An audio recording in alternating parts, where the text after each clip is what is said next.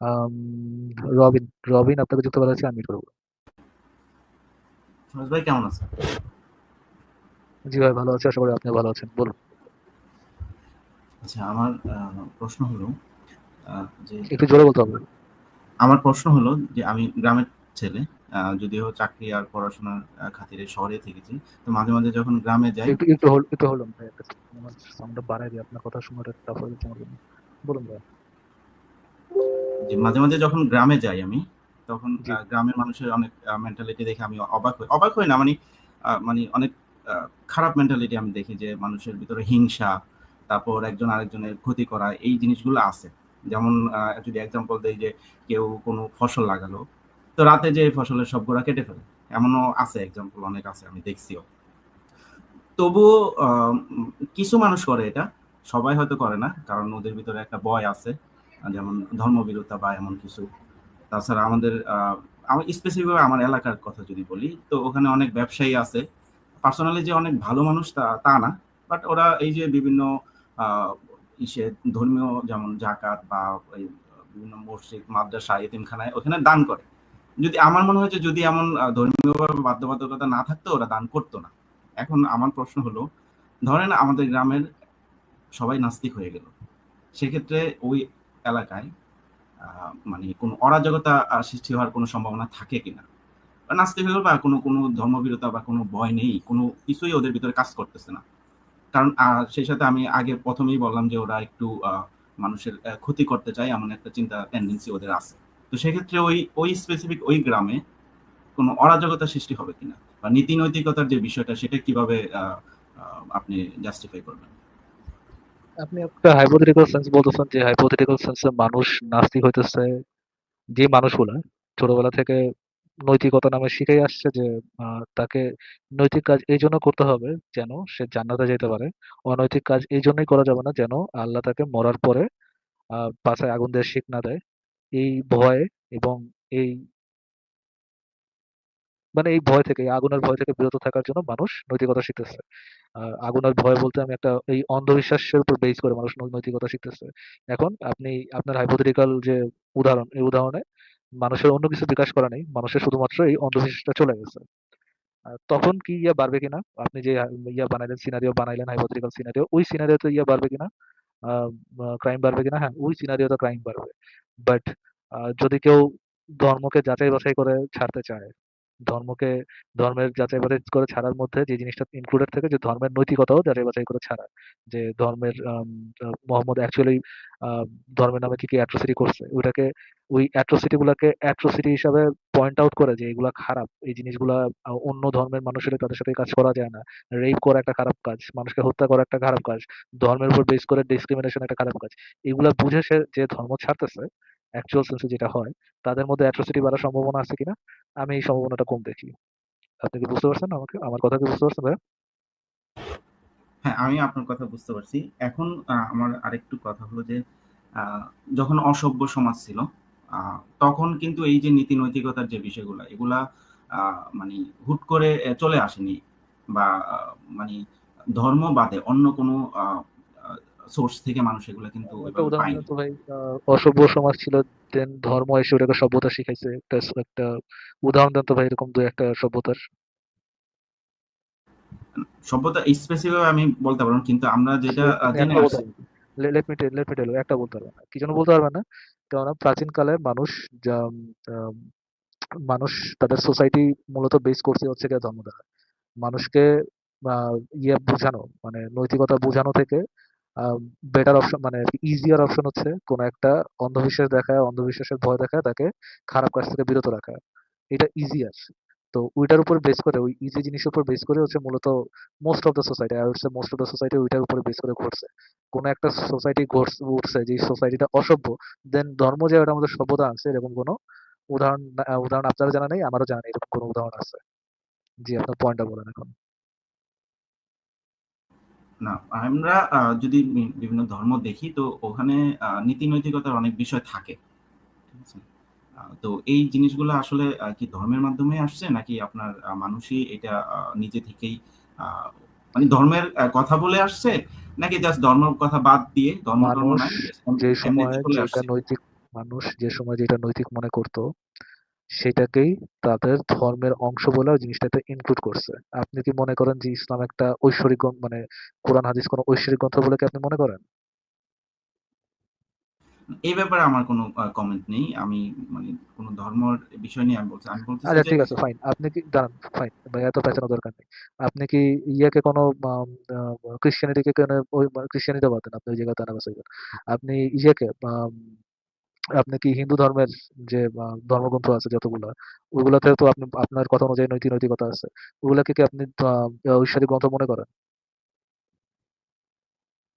আমি ঐশ্বরিক কিছু বলতেছি না। আমি ঐশ্বরিক কথা বলতেছি না। আমি বলতেছি যে ধর্মের থ্রোতেই কোন ধর্ম ঐশ্বরিক হোক বা ঐশ্বরিক না হোক ওইটা বিষয় না। ধর্মের থ্রোতেই তো এটা আসছে। মানে ঐশ্বরিক নাস্তিকতা না দিয়ে তো হওয়া ধর্ম, আসেনি। আচ্ছা দাঁড়ান দাঁড়ান, এটা ছিল ঐশ্বরিক না হওয়া ধর্ম আছে, তাই তো? যেটা ঐশ্বরিক না ওইরকম মানব রচিত ধর্ম আছে, এটা তো একমত ধর্ম নাকি? ধর্ম যেহেতু এতগুলো তো এর যদ্দুর ভিতরে তো কোশ্চেন করছি শুধু ভাই, আল্লাহর হস্তে ভাই, জি যদ্দুর বলুন। কোশ্চেন করছে ওদের অ্যান্সারটা দেন। এত ভাই আমারে মানে রচনা পড়ানো লাগবে না, যদ্দুর কোশ্চেন করছে অতটা বলেন। ঐশ্বরিক ছাড়াও ধর্ম আছে, মানব রচিত ধর্ম আছে। হ্যাঁ, আছে। আছে? ওটার মধ্যে কি ভালো খারাপ আছে? মানে নীতি নৈতিকতা আছে ওটার মধ্যে? আছে। ওই নীতি নৈতিকতা কি ভাই তাহলে মানুষই বানাইছে? হ্যাঁ, আমার মনে হয় মানুষই বানাইছে। কিন্তু এখন মানুষই বানাইছে। কথা হলো যে আমি আমি শুনেন বলতেছি শুনেন ভাই অ্যাপ্রোচ শুনেন, টা তো ধর্ম। আমি বলতেছি যে অ্যাপ্রোচ টা তো ধর্ম। নাস্তিকতা তো অ্যাপ্রোচ না। আই গেট ইট ভাই, অ্যাপ্রোচটা ধর্ম, আমি তোর সাথে তো দ্বিমত করতেছি না। আমি এটাই বলতেছি যে ওই সোসাইটি গুলাতে যেমন আপনি অনেক ধর্মকে মানবরচিত ধর্ম মনে করেন, যে ওটার মধ্যে মানুষই তো মানে ভালো খারাপ ওটার মধ্যে ঢুকাইছে, গডের নামে বানাইছে না, এই যে এটা গড করতে করছে এটা বানাইছে না, মানুষের ভালো খারাপের মধ্যে নিয়ে আসছে। আমি সেম জিনিসটা আপনার ঈশার মধ্যে মনে করি, আপনার যে নবী আছে, আপনার যে রাসূল আছে, ওরা একই জিনিস মনে করি যে ওই সময় মুহাম্মদের যে জিনিসগুলো ভালো খারাপ লাগছে ওটা এসে আল্লাহ বিল্লাহর নামে চালাই দিছে। ক্রিশ্চিয়ানিটির ক্ষেত্রেও সেম জিনিস, বৌদ্ধ ধর্মের ক্ষেত্রেও সেম জিনিস, আপনার ইহুদি ধর্মের ক্ষেত্রে সেম জিনিস, তারপর হচ্ছে আপনার হিন্দু ধর্মের সেম জিনিস। এর আগে যত ধরনের ধর্ম ছিল, গ্রিকের ধর্ম, তারপর হচ্ছে আপনার মিশরীয় ধর্ম, সবগুলোর মধ্যে সেম জিনিস। এই অ্যাপ্রোচটা সেম। আপনি কি আমার কথা বুঝতে পারছেন? মানুষ যেটা ভালো খারাপ মনে করতো ওই সোসাইটির ভালো খারাপ মনে করা জিনিসগুলোই তারা ধর্মের মধ্যে ইনক্লুড করে দিচ্ছে যে এই জিনিসই মানতে হবে। ফর এক্সাম্পল, মোহাম্মদের মোহাম্মদ যদি এখন পয়দা হইতো, মোহাম্মদ যদি এখন এখন সে নবী হইতে যেত, তাহলে যে নারীরা 50% পাবে, নারীদের অধিকার কম, এসে এই জিনিসগুলো থাকতো না। মোহাম্মদ বলতো যে নারী নারী পুরুষের সমান অধিকার থাকতে হবে। এই সময় যদি ধর্ম তৈরি হয়, এই সময়কার নীতি নৈতিকতা অনুযায়ী একটা নতুন ধর্ম তৈরি হবে। আপনি কি আমার সিম্পল কথাটা বুঝতে পেরেছেন ভাইয়া? আমি বুঝতে পেরেছি। আমি জি বলেন আর তাহলে। মানে আপনাদের একটা ধরেন আপনার যারা নাস্তিক ওনাদের একটা মিশন আছে যেমন অন্য মানে ধর্মের যে ধর্মান্ধতা এগুলোর ব্যাপারে প্রচার করা। সেই সাথে আসিফ ভাইয়ের আমি কিছু কথা শুনছি। উনি একদিন বলতেছে আমাদের দল তো হালকা হয়ে যাবে আপনারা যদি করেন বা আমার দল তো ভারী মানে আপনার উনি দলের কথা বলতেছে যে আপনারা চাচ্ছেন যে আপনাদের দলে কেউ মানে আরো লোক আসুক, আরো লোক মানে আপনাদের দল সংগঠনের যে বিষয়টা। এখন আপনি এই নাস্তিকতা দিয়ে এইভাবে দল মিথ্যা কথা সংগঠন ভাইয়া, করেন। মিথ্যা কথা। আসিফ ভাইয়ের ইদার সে হচ্ছে আম, ইদার সে হচ্ছে যোগ করে কথা বলছে যেটা আপনি ধরতে পারেন নাই। ওর আসিফ ভাই এই কথা বলেনি যেটা আপনি হয়তো বা নিজে নিজে মনে করতেছেন। নাস্তিকতার পতাকা তলে আমরা জীবনে কাউকে ডাকিনি, আমি জীবনে ডাকিনি, আসিফ ভাই কখনো ডাকেনি। আমরা যেটা বলি, আপনারা যে অন্ধবিশ্বাসটা করেন সেটা যাচাই করে দেখেন যে আপনার কি অন্ধবিশ্বাস করাটা মোর রেশনাল, নাকি অন্ধবিশ্বাস না করে যুক্তি তথ্য প্রমাণের আলোকে আপনার জীবনটা পরিচালনা করা, এইটা বেশি রেশনাল। আপনার যে কোনো ডিসিশন নেওয়ার আগে ওই ডিসিশনটা কি অন্ধবিশ্বাসের উপর নেওয়া উচিত, নাকি এটা পিছনে যুক্তি তথ্য প্রমাণ নেওয়া উচিত? ফর এক্সাম্পল, আপনি বলবেন যে হ্যাঁ, যুক্তি তথ্য প্রমাণের উপর নেওয়া উচিত, কিন্তু এক্সেপ্ট ফর ওই জায়গাগুলো যেখানে আমার ধর্ম কোনো কমেন্ট করছে। এইটা হচ্ছে আপনার আর আমাদের মধ্যে পার্থক্যটা। বুঝতে পারছেন ভাই? আমি বুঝতে পারছি। কিন্তু আপনারা কি মানে আসলে চান না যে আপনাদের কি এমন মোটিভ নেই যে আসলে মানুষ আমরা নাস্তিক চাই হোক? মানুষ রেশনাল হোক। রেশনালিটি যদি নাস্তিকতার দিকে করে, ইঙ্গিত করে, মানুষ যদি রেশনাল হয়, এটা যদি মনে করে, আপনি যদি মনে করেন যে আমরা চাচ্ছি মানুষ রেশনাল হোক, আপনি যদি এই কনক্লুশনে যান যে রেশনালিটি লিডস টু এথিইজম, কংগ্রাচুলেশনস। বুঝতে পারছেন ভাই? আমি বুঝতে পারছি। তবুও আপনার এখানে ধর্মকে আপনি ক্রেডিট দিবেন কিনা যে এই ধর্মের অ্যাপ্রোচে এট লিস্ট এই নীতি নৈতিকতার এট লিস্ট প্রচার করা গেছে। না ভাই, ধরেন একটা একটা ওই পর্যায় না পর্যন্ত কেন ধরেন আপনি বলছেন এটা ইজিয়েস্ট। আপনি তখন বললেন এটা ইজিয়েস্ট। আমার কথা কি আমি শেষ করতে পারছি ভাই? হট করে লাফ দিয়ে উঠেন কেন? কথাটা শেষ করতে দেন, শেষ আচ্ছা করে না দিয়ে দেন, শেষ কমেন্ট্রি মারেন। আচ্ছা বলেন, বলেন। শোনেন, না এই জন্য কেননা আমরা যদি ইজি ওয়েতে না যাইতাম, ইজি ওয়েতে যদি আমাদের সভ্যতাগুলো না করতো, সভ্যতা গড়ার একটা সোসাইটি গড়া, এটা সত্য টাফার হইতো, অনেক কঠিন হইতো। বাট যে সভ্যতাটা আলটিমেটলি করতো, সেই সভ্যতা অন্ধবিশ্বাসের উপর না, সেই সভ্যতা গড়ে উঠতো রেশনালিটির উপরে। ওই সভ্যতাটা আরো একটা বেটার সভ্যতা হইতো। সেই সভ্যতায় অন্ধবিশ্বাসের নামে মারামারি, কাটাকাটি, হানাহানি অ্যাটলিস্ট এই জিনিসটা থাকতো না। বাট যেহেতু হয়ে গেছে ওই সময়, ফাইন, আমি ওটা একসেপ্ট করতে রাজি আছি যে ওই সময় হয়ে গেছে। কিন্তু রাইট নাও বা এখন কি ইসের দরকার আছে, এরকম কোনো অন্ধবিশ্বাসের দরকার আছে? না ভাই, দরকার নেই। আপনি কি এটাতে একমত হবেন? আই ডোন্ট থিংক আপনি এটাতে একমত হবেন, কেননা আপনি নিজে বায়াসনেস এর মধ্যে থাকবেন, বাট আপনি অন্যের কাছে যাবেন আনবায়াসনেস। মুমিনরা যেটা করে আর কি। জি আসিফ ভাই, থ্যাংক ইউ যুক্ত হওয়ার জন্য। ফারাজ ভাই, আমি আপনাকে একটা কথা বলি যে মানুষের যে হিউম্যান সিভিলাইজেশন, এটা কিন্তু ভাই ভাই ভাই, একটা সেকেন্ড প্লিজ ভাই। আল্লাহ ভাই, আপনি কথা বলা শুরু করছেন, আমার কান কোন ফাইটা গেছে। উনি কেন? এতক্ষণ এত লোভ লোভ হয়েছে কথা বলতেছিল, আমি পুরো ভলিউম আপ করে দিছি। এখন আপনারটা একদম কানটা ফাটাই দিচ্ছিল আমাকে। জি ভাই প্লিজ। ফারাজ ভাই, যেটা বলছিলাম যে হিউম্যান সিভিলাইজেশন কিন্তু গড়ে উঠছে, গড়ে ওঠার পেছনে প্রধান যে আহ, গুরুত্বপূর্ণ ভূমিকা বৈজ্ঞানিক আবিষ্কারগুলোর পেছনে প্রধান ভূমিকা পালন করছে হচ্ছে যুদ্ধ। মানুষ যখন এক দল যখন আরেক দলের সাথে যুদ্ধ করছে, সেই সময়ে বৈজ্ঞানিক আবিষ্কারগুলো সবচাইতে বেশি হয়েছে এক দল যখন আরেক দলের সাথে যুদ্ধ করছে। মানে যুদ্ধের মারণাস্ত্র, এক দল আরেক দলকে হত্যা করার জন্য যেই টেকনোলজি মানুষ ইনভেন্ট করছে যুগে যুগে, এই ক্ষেত্রে সবচাইতে মানে ভালো ফলাফল পাওয়া গেছে যখন দেখা গেছে একদল আরেক দলের সাথে যুদ্ধে লিপ্ত আছে। যেমন কোল্ড ওয়ারে আমেরিকা এবং সোভিয়েত ইউনিয়নের ভিতরে যে কোল্ড ওয়ার হয়েছে, সেই সময়ে তাদের দুই দলেরই বৈজ্ঞানিক অগ্রগতি হয়েছে সবচাইতে বেশি, সবচাইতে মানে মারাত্মক বৈজ্ঞানিক অগ্রগতি হয়েছে। এবং মহাকাশে যে তারা গেছে পাল্লা দিয়ে, একজন আরেকজনের সাথে পাল্লা দিয়ে একজন আরেকজনকে টেক্কা দেওয়ার জন্য মহাকাশে পর্যন্ত তারা গেছে, এই ক্ষেত্রেও তারা সবচাইতে অগ্রগতি করছে। যার পেছনে মূল ভূমিকা পালন করছে মানুষের যুদ্ধ, মানে মানুষের একজন আরেকজনকে খুন করার, একজন আরেকজনকে হত্যা করার যে চিন্তা, সেটা মানুষকে তাড়িত করছে এই বৈজ্ঞানিক আবিষ্কারগুলো করার ক্ষেত্রে। এমনকি এই যে ওষুধপত্র, যখন যুদ্ধের পরে যখন আহত সৈন্যরা আসে, হাজার হাজার লক্ষ লক্ষ আহত সৈন্য আসে, তাদেরকে কিভাবে কিওর করতে হবে সেইটার জন্য যখন প্রেসার ক্রিয়েট হয়েছে, তখন মানুষের ভিতরে এই তাড়না জাগছে যে মেডিসিন গুলা কিভাবে আরো সহজলভ্য করা যায়, আরো বেটার মেডিসিন তৈরি করা যায়। তাহলে আমরা দেখতে পাচ্ছি যে আমাদের মানব সভ্যতার অগ্রগতিতে যুদ্ধের একটা প্রধান ভূমিকা আছে। কিন্তু এখানে তো যুদ্ধকে ক্রেডিট দেওয়ার কিছু নাই ভাই। এখানে যেটা আমরা করতে পারি, আমরা বলতে পারি যে এই যুদ্ধের ফলে আমাদের বৈজ্ঞানিক অগ্রগতি অনেকখানি বুস্ট হইছে। এটা সত্য। কিন্তু সেটার ক্রেডিট তো যুদ্ধের কাছে যায় না। সেই কাজগুলা মানুষই করছে। যুদ্ধের কারণে মানুষ করছে। যুদ্ধের কারণে যে তাড়না তৈরি হয়েছে, সেই তাড়নার কারণে মানুষ করছে। কিন্তু সেটা তো যুদ্ধ কোনো ক্রেডিট পাইতে পারে না। একইভাবে ধর্ম মানুষের ভিতরে হানাহানি তৈরি করছে, সাম্প্রদায়িকতা তৈরি করছে, ভেদাভেদ তৈরি করছে। আবার এই সিভিলাইজেশন গঠনে ছোট ছোট গোত্র তৈরিতে ভূমিকাও রাখছে। এইটার ক্রেডিট তো আমরা ধর্মকে দিতে পারি না, কারণ ধর্মের যে খারাপ দিক সেটা তো আমাদের চোখের সামনে আছে। হ্যাঁ, রবিন, আপনি বলেন। আহ, ফারাজ ভাইকে একজন এর আগে একজন জিজ্ঞেস করছিল যে আপনার কি নবী মোহাম্মদ নিয়ে কোনো কিছুই ভালো মনে হয় না, কোনো কিছুই, উনি বলছে একেবারে বলছে না, ভালো কিছুই মনে হয় না। তো ফারাজ ভাই কিন্তু বললেন আমাকে যে বলছিল মোহাম্মদের সম্পর্কে কোনো ভালো কিছু মনে হয় কিনা। আমার একটা চাইল্ড রেপিস্টের কোনো কিছু ভালো মনে হয় না ভাই। আপনার মনে জি, হইলে মনে হইতে পারে, আমার মনে হয় না ভাই। ওই চাইল্ডটা যদি আপনার আম্মা হইতো তাহলে হয়তো বা আপনারও মনে হইতো না, যেহেতু আপনার আম্মা না, তাহলে হয়তো বা আপনার মনে হইতে পারে। বাট ওই চাইল্ডটা আমার আম্মা হওয়া লাগবে না এটা মনে করার জন্য যে একটা ফাকিং চাইল্ড রেপিস্ট, একটা জাস্ট চাইল্ড রেপিস্ট, এর মধ্যে ভালো কোনো কিছু থাকতে পারে না।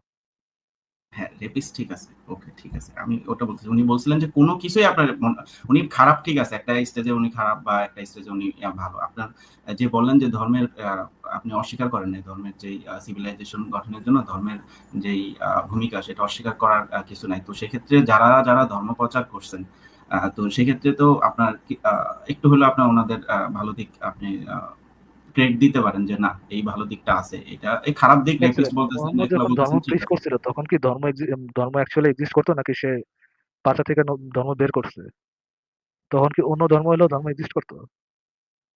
এক্সিস্ট করতো, হ্যাঁ করতো। আহ বাট নতুন ধর্ম বের করার জন্য তাকে আলাদাভাবে, যে ধর্মের মধ্যে আপনার আহ শিশুকামিতা হালাল, যে ধর্মের মধ্যে আপনার মানে আহ ধর্মের উপর বেস করে মানুষ হত্যা করা হালাল, যে ধর্মের উপরে সেক্স স্লেভারি হালাল, সেটাকে যেহেতু নতুন একটা জিনিস বের করছে, এই জন্য তাকে থ্যাংক ইউ বলতে হবে আমার।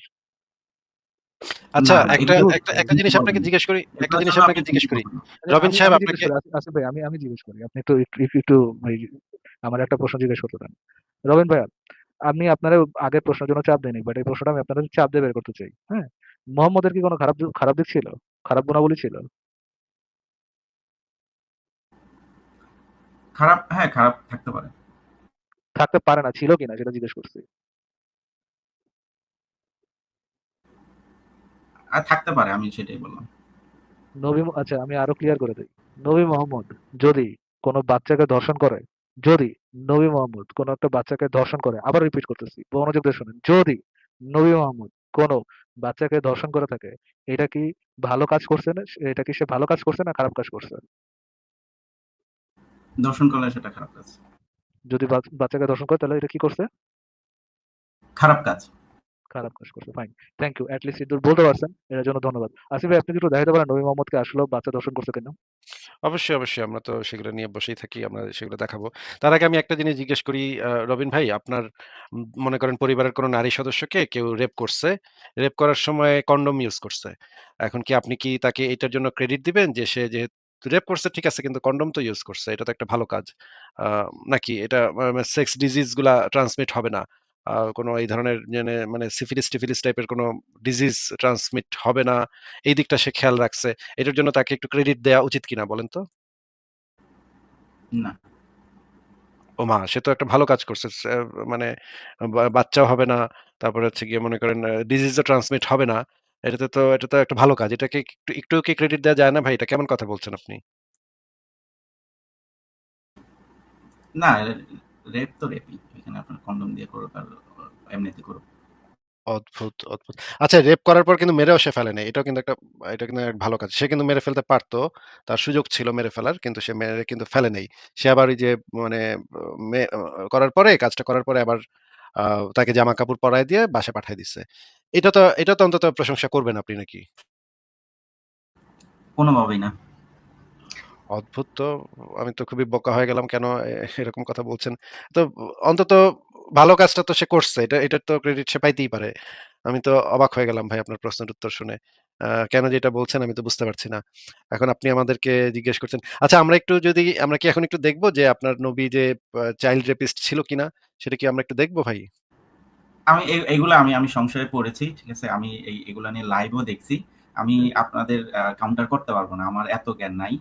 ঠিক আছে? আমি মানে আমার যে কোয়েশ্চেন ছিল ১ম দিকে তখন আপনি হয়তো ছিলেন না। ফারাদ ভাইকে করছি, উনি বলছেন। মানে আমার এলাকায় যদি সবাই হুট করে আচ্ছা, নাচতে শুরু করে। রবিন ভাই আপনাকে কাউন্টার করতে হবে না। আপনি জাস্ট আপনাকে সবকিছু দেখাবো না। জাস্ট একটা জিনিস আপনাকে একটু দেখায় আপনার একটু মতামতটা নেই আমি। একটা জিনিস অন্তত দেখেন। ঠিক আছে? বেশি জিনিস দেখাবো না। বেশি জিনিস দেখানোর দরকার নাই। একটা সিঙ্গেল একটা রেফারেন্স আপনাকে দেখাই। যে রেফারেন্সটা আমি যতবার দেখি ততবার আমার বমি আসে। আমি করতে পারি না, সুস্থ থাকতে পারি না। আমি এই রেফারেন্সটা যখন ১ম দেখি আমি ৩ দিন তবদা মেরাচ্ছিলাম যে এটা আমি কি দেখলাম? রবিন ভাই আপনি কি আমাদেরকে আমি হেডফোন খুলে রাখলাম, স্ক্রিন শোয়ার পর হেডফোন লাগাবো। হ্যাঁ, হ্যাঁ। রবিন ভাই আপনি কি দয়া করে আমাদেরকে এটা হচ্ছে ইসলামের একটা বিধান। এটা একটা ফিকাহুস সুন্নাহ গ্রন্থ থেকে নেয়া। এটা ইসলামের একটা আইন। আপনি কি আমাদেরকে আইনটা একটু কষ্ট করে পড়ে শোনাবেন ভাই? ভাই আমার মোবাইলের স্ক্রিনটা একটু ছোট। আপনি আপনি পড়েন, আমি দেখতেছি, আপনি সমস্যা একটু নেই। ২ আঙ্গুল দিয়ে ভাই এটা পড়তে আমার বমি আসে ভাই। আপনি একটু ২ আঙ্গুল দিয়ে বড় করে একটু কষ্ট করে পড়েন প্লিজ। আচ্ছা, স্বামীর সহবাসে যদি স্ত্রীর যোনি পেটে প্রশস্ত হয়ে যায়, আ কোনো ব্যক্তি যখন স্বীয় স্ত্রীর সাথে সহবাস করতে গিয়ে তার যোনি বিদীর্ণ করে প্রশস্ত করে দেয়, তবে স্ত্রী যদি এরূপ প্রাপ্তবয়স্কা হয় যে তার সমান মহিলার সাথে সাধারণ সহবাস করা হয়ে থাকে, তাহলে তার কোনো ক্ষতিপূরণ দিতে হবে না। এটা ইমাম আবু হানিফা ও আহমদের মত। শাফেঈ ও মালিকের মতে দিয়াত দিতে হবে। তবে মালিকের যে মতটি অধিক প্রসিদ্ধ তদনুসারে সালিসী দ্বারা ফয়সালা করা হবে। আর যদি এরূপ অপ্রাপ্তবয়স্কা হয় যার সমান মেয়েরা সাথে মানে সচরাচর অপ্রাপ্তবয়স্কটা কে? এর স্ত্রীটা নাকি? স্ত্রীটা যদি অপ্রাপ্তবয়স্কা হয় তার কথা বলা হচ্ছে নাকি? হ্যাঁ, হ্যাঁ, হ্যাঁ। হ্যাঁ, বলেন এরপরে কি? আর যদি এমন অপ্রাপ্তবয়স্ক হয় যার সমান মেয়ের সাথে সচরাচর সহবাস করা হয় না, তাহলে তার উপর দিয়াত ওয়াজিব। উল্লেখ্য যে এই বিধিটি তখনই প্রযোজ্য যখন যোনি বিদীর্ণ হয়ে মলদ্বারের সাথে একাকার হয়ে যায়, এবং এই ২ অঙ্গের মধ্যে কোনো আড়াল থাকে না। আচ্ছা, এখানে মানে স্ত্রী ২ ধরনের স্ত্রীর কথা এখানে উল্লেখ করা হচ্ছে। একটা হচ্ছে প্রাপ্তবয়স্কা স্ত্রী যার সাথে সচরাচর সহবাস হয়। আরেক ধরনের হচ্ছে অপ্রাপ্তবয়স্ক যার সাথে সচরাচর সহবাস হয় না। যদি প্রাপ্তবয়স্ক হয় তাইলে দিয়াত দিতে বাধ্য থাকবে। যেটা ২ জন ইমামের মত। আ সালিস দ্বারা ফয়সালা হবে। এটা দিয়াত মালিকের মত। বিষয়টা একটু যদি ক্লিয়ার করতেন। দিয়াত মানে ক্ষতিপূরণ মানে জরিমানা। টাকা দিয়ে ফয়সালা করা, হ্যাঁ? আর হচ্ছে যদি বউটা যদি অপ্রাপ্তবয়স্কা হয় যার সমান মেয়ের সাথে আসলে হয় না এটা, এই রকমের ঘটনা ঘটলে দিয়াত দিতে হবে ওয়াজিব। তবে এই ওয়াজিবটা প্রযোজ্য হবে শুধুমাত্র সেই ক্ষেত্রে, এই বিধানটা শুধুমাত্র সেই ক্ষেত্রে প্রযোজ্য হবে যদি লাস্টের লাইনটা আমি পড়তে পারতেছি না ভাই। আপনি আবার লাস্টের লাইনটা যখন ওইখান থেকে একটু পড়বেন ভাই?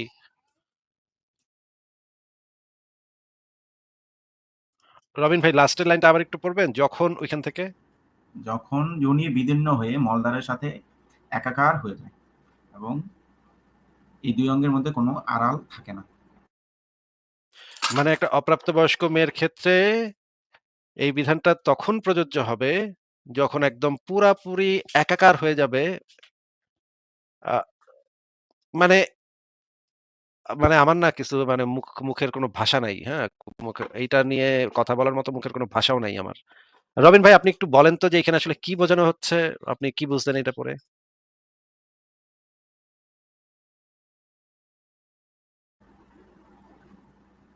ভাই যা বলছে এটা বুঝছি তো, বাংলায় তো কথা। যদি একটু আমাদেরকে বুঝাই দিতেন দর্শকরা বুঝতো যে এখানে কি লেখা আছে। এটা তো মানে আ মানে এটা আমি তো হজম করতে আমার ভাই খুব হইতেছে। ঘিন্না লাগতেছে। এটা আপনি এটা একটু কি বলেন ভাই? তো? এটা কি মানে হাদিস নাকি কি? মানে আমি এটা এটা হচ্ছে ঠিক ফিকাহুস সুন্নাহ গ্রন্থ মানে হচ্ছে হাদিসের উপরে ভিত্তি করে যেই আইন প্রণয়ন করা হইছে সেই আইন প্রণয়নগুলার ভিতরে একটা আইন আপনাকে আমি দেখাচ্ছি। মানে এটা কি কিসে থেকে পাইছে বা এটা কোন হাদিস থেকে বা কি থেকে পাইছে? এটা কোথা থেকে পাইছে সেটা আমরা পরে দেখবনে। আপনি আগে একটু আমাদেরকে এটা বুঝায়া দেন যে এখানে কি বোঝানো হইছে?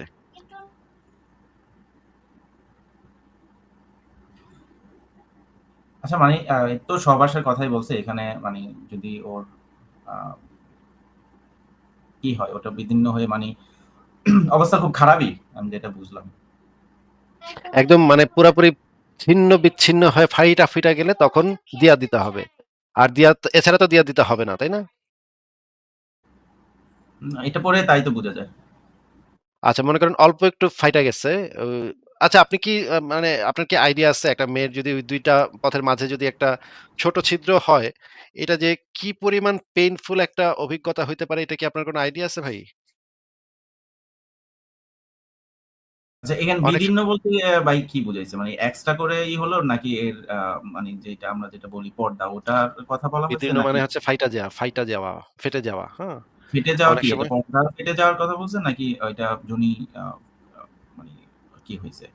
কেটে ২ গেছে টা এমন? পথ পাশাপাশি থাকে না? মলদ্বারের পথ আর আরেকটা পথ মেয়েদের। ২ টা পথের জি, জি। মাঝখানে একটা আড়াল থাকে। যদি এমনভাবে ওই পুরুষটা করে, সেই স্বামীটা যদি এমনভাবে করে যে ২ টা একদম ফিটা গেছে। ফিটা ওই পর্যন্ত বাইর হয়ে গেছে।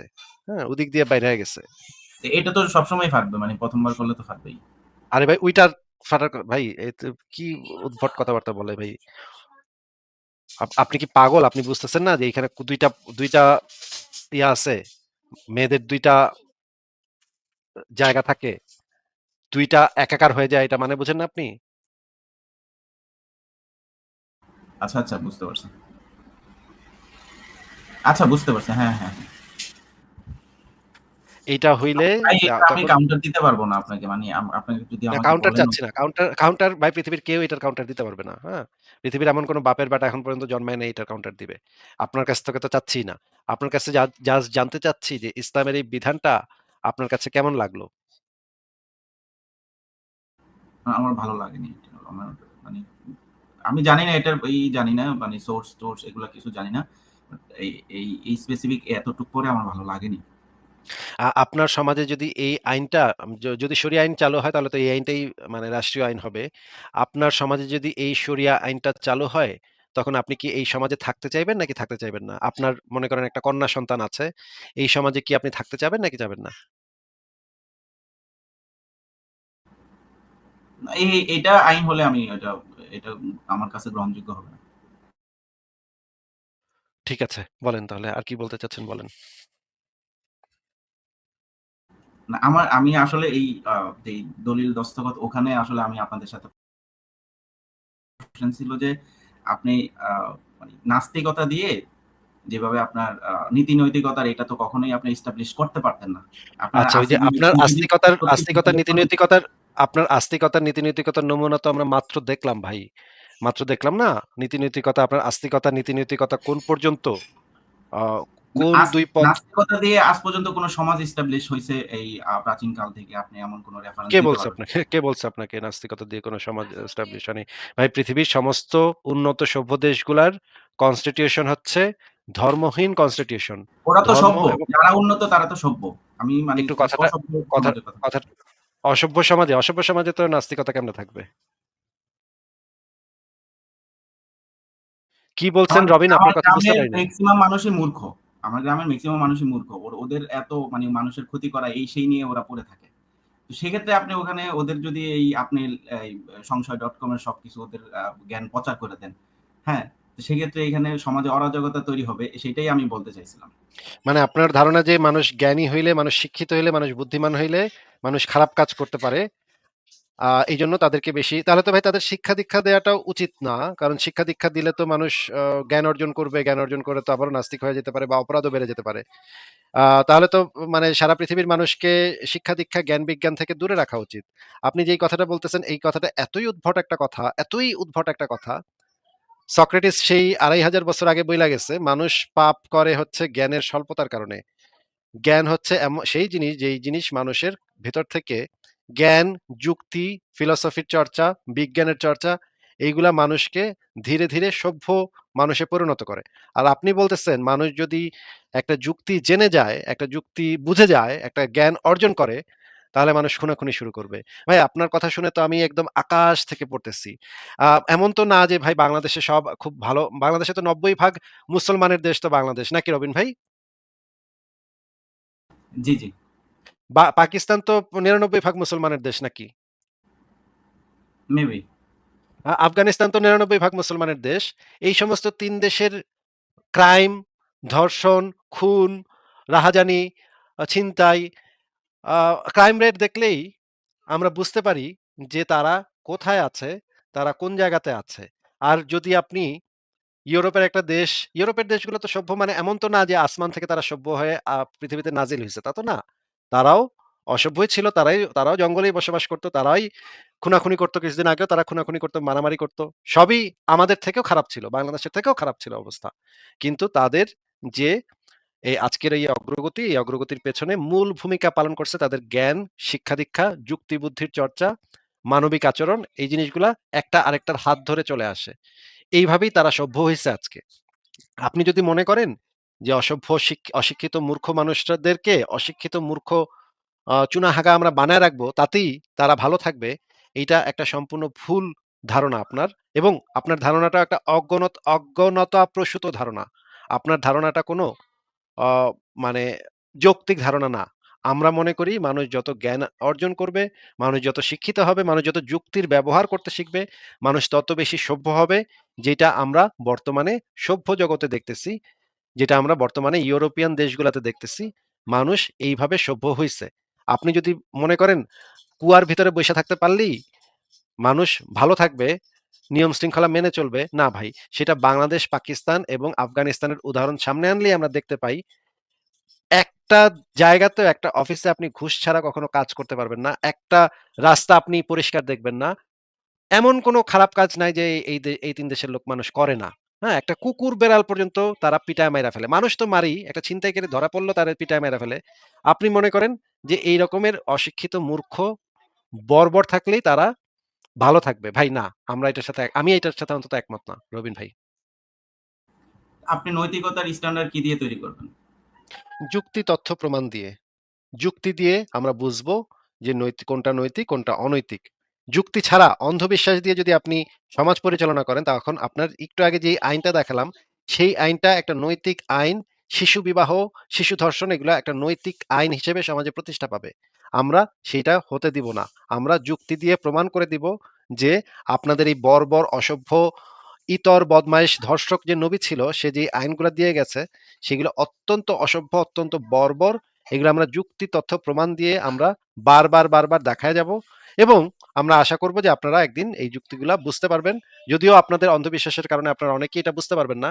তারপরে আমরা আশা করব যে আপনারা একদিন বুঝতে পারবেন এবং এগুলা থেকে বিরত থেকে যুক্তি, তথ্য, প্রমাণের মাধ্যমে একটা ন্যায় ভিত্তিক, একটা নৈতিক সমাজ গঠন করবেন যেটার ভিত্তি হবে যুক্তি, তথ্য, প্রমাণ। কোনো অন্ধবিশ্বাস না। আলটিমেট আপনাদের কথা হলো নাস্তিকতার পতাকা তলে আসতে হবে নাকি? যদি নাস্তিকতার পতাকা তলে আসতে হয় যুক্তি, তথ্য, প্রমাণ মেনে তাহলে আসবেন, অসুবিধা কি? আপনারা তো মানে নাস্তিকতাটাকেই এই স্ট্যান্ডার্ড ধরে নিছেন। না, আমরা যুক্তি, তথ্য, প্রমাণকে স্ট্যান্ডার্ড ধরে নিচ্ছি। যুক্তি, তথ্য, প্রমাণ আমাদেরকে যেদিকে নিয়ে যাবে আমরা সেদিকে যাব। যদি সেটা আ নাস্তিকতার দিকে নিয়ে যায় তাহলে নাস্তিকতার দিকে যেতে হবে। তা আপনাকে কোথায় নিয়ে গেছে? নাস্তিকতার দিকে। আচ্ছা, আর ঠিক আপনাকে আছে। নিয়ে গেছে শিশুকামের দিকে ভাই।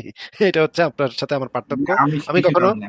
আমি কখনো আমি এই জিনিস অ্যাকসেপ্ট করব না। আমি কখনো এই জিনিস অ্যাকসেপ্ট করব না যে আমার সমাজে একটা শিশুর সাথে একটা প্রাপ্তবয়স্ক মানুষ এই কাজ করবে এবং ফাটায় দিবে। তারপরে বলবে যে পুরাপুরি ফাইটা গেলে তখন দিয়া দিতে হবে। এই জিনিস আমি আমার সমাজে অ্যাকসেপ্ট করব না। কারণ আমি যুক্তি, তথ্য, প্রমাণের উপরে আমার সমাজ, আমার নৈতিকতা গঠিত হয়। কোথাকার কোন আরব দেশের কোন ১৪৫০ বছর আগের এক পাগলা ছাগলা, একটা চুনাহাগা, একটা ধর্ষক, সে কি বইলা গেছে তার উপর আমার নীতি-নৈতিকতা নির্ভর করে না ভাই। এটা বাদ দেন। এটা বাদেও ধর্ম তো আরো আছে নাকি? ওখানেও তো কিছু উঠে আসছে। মানে নীতি সেই নৈতিকতার ধর্মগুলো বিষয়গুলো উঠে অন্ধবিশ্বাসের উপর আসছে। নির্ভরশীল, যুক্তির উপর নির্ভরশীল না তো। ফারাজ ভাই বলছিলেন যে এটা ইজিয়েস্ট ওয়ে। এটা দিয়ে আপনি ইজি ভাবে মানুষকে বুঝাতে পারবেন সব সেটা উপরে। প্রাচীনকালে যখন আমাদের সেই জ্ঞানটা ছিল না তখন সেটা সম্ভব ছিল। কিন্তু এখন আমাদের কাছে এভেইলেবল জ্ঞান আছে। আমরা আমাদের যুক্তি ব্যবহার করতে পারি। ঠিক আছে ভাই। ধন্যবাদ। ঠিক আছে, আপনাকে তাহলে বিদায় জানাচ্ছি। ভালো থাকেন।